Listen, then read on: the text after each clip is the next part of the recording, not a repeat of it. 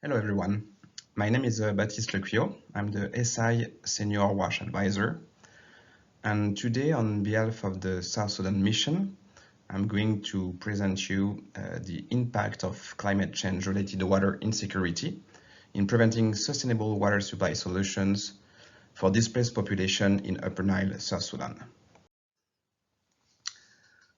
So SI has been working in South Sudan since 2006 in various areas, but with some focus in the recent years in Upper Nile and some interventions in Juba, Western Bahr el Ghazal, and Jonglei. We have developed a strategy composed of three pillars, one around multi-sectoral and integrated life-saving intervention, one around self-reliance, of both host and returnee population, and the third one to develop the resilience of South Sudanese people in front of natural disaster. Let's have a look on the situation in Abu Roach. So in 2017, fighting in Waushiluk, a city located south of Abu Roach, between the official army and the opposition led to important displacements of population. First to Kodok, that is located along the River Nile, and then to Abu Roach. Today, there are still around 10,000 individuals living in Abu Roach with a very limited hopes of return because of the political and security situation in the area of origin. In addition, in Fashoda, which is the county where is located Abu Roach, the IPC projection is really dramatic, as you can see on the two figures on the bottom left corner of the slide. And people surveyed heavily rely on surface water sources with, of course, all the sanitary risk associated. Because of the remote aspect of Abu Roach, first you have to fly to Malakal, then travel for hours to reach the village. So because of that, several important constraints characterize the location.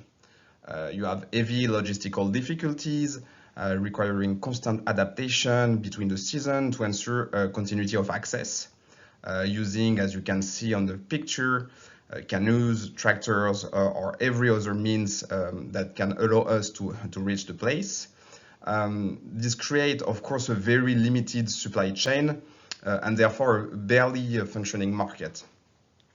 The protracted nature of the displacement limits the IDP's capacities to have access to revenue. Infrastructure and services are almost inexistent, and there is a very low presence of institutions and authorities. So let's have a look at the overall WASH situation. The alternance of dry and rainy seasons is of course linked with extreme weather events that create intense rainfall and flooding in one end, and a lack of rainfall and drought and water scarcity in the other end. On the bottom figure, you can see the record rainfall of the main river basin in the past 20 years.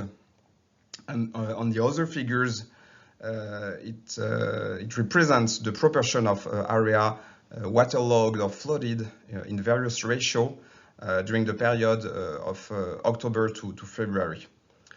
For the past 2 years in a row, rainfall has been above average in the eastern region of South Sudan, with large areas receiving about 30% more than usual.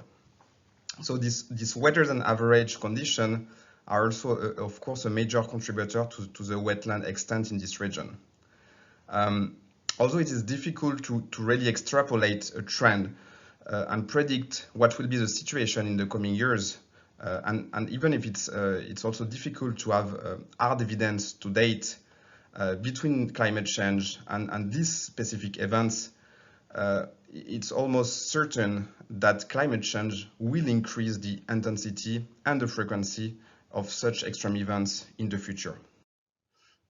To further illustrate this, the World Food Programme did a detailed analysis of wetland extension over the last 2 decades, and you can see the results here that confirm what was seen on the previous slides in terms of having a slight upward trend with really significant events in the last 2 years.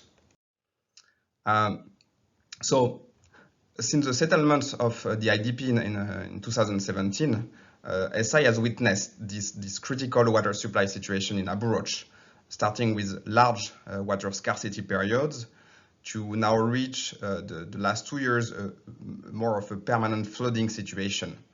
At the beginning of 2017, during the dry season, humanitarian partners, including SI, starting to do water trucking, first from Sudan, then from Kodok, or possibly from distant surface water source. But with logistical difficulties and additional treatment sometimes needed. When the rainy season came, the issue was shifted from quantity to quality. And surface water treatment system that we call SWATs were established to ensure quantitative supply. So these systems, they were composed of flocculation coagulation batch to settle in an onion tank before being chlorinated in a bladder and then distributed through distribution ramps. Quality control of water was, of course, implemented all along the way. Other solutions were tried. Shallow wells to capture the swamp water table. The water was then purified before being distributed. We have also distributed individual and community filters. IOM implemented a manual drilling borehole campaign that was unfortunately unsuccessful. Of course, all these solutions are not sustainable. The water trucking is expensive and very difficult to implement in this situation. The surface water treatment is not adapted on the long term because it needs consumable spare parts, skilled operator that are very difficult to find in Abu Roach. And of course, in addition, surface water treatment can be done only when there is surface water, which is not the case during the dry season, but also that can be heavily impacted by the flooding, as you can see on the picture. So to investigate further the issue of water scarcity, SI worked with groundwater relief partner organization to look at the potential of underground water resources for mid to long-term opportunities.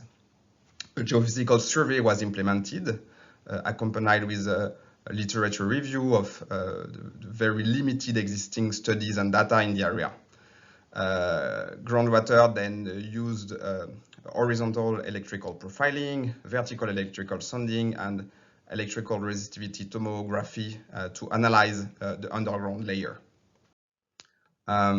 What comes out of this study confirmed, unfortunately, the difficulties to develop long-term solution.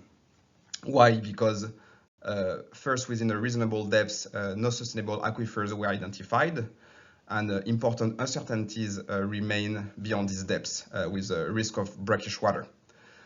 In addition, the location is really challenging to bring the adapted equipment for drilling, and especially for deep drilling, not mentioning the associated investment needed. So the study recommended to further dig into wide diameter shallow wells option, also exposing the limits of this, which has been proven true, unfortunately. Groundwater will continue to work on identifying solution to water supply for communities located within South Sudan. So to conclude, in Abu Roach, what we can witness is a solution that are very limited, constraints that are very high, and unfortunately funding that are scarce, which makes it difficult to find durable solution. This situation is expected to remain and even worsen because of natural disasters and climate changes impact. Therefore, Abu Roach might be seen, unfortunately, as a bitter foretaste of the challenges that awaits us in this situation.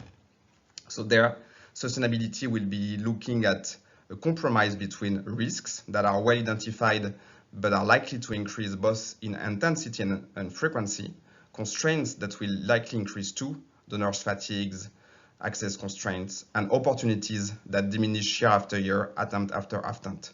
SC will continue to look at solarization of existing bore and swats, or rainwater harvesting or household filters, but keeping in mind that gathering all conditions to develop truly sustainable solution remains out of reach without possibility of return for the population. Thank you very much for your attention, and now you can ask some questions.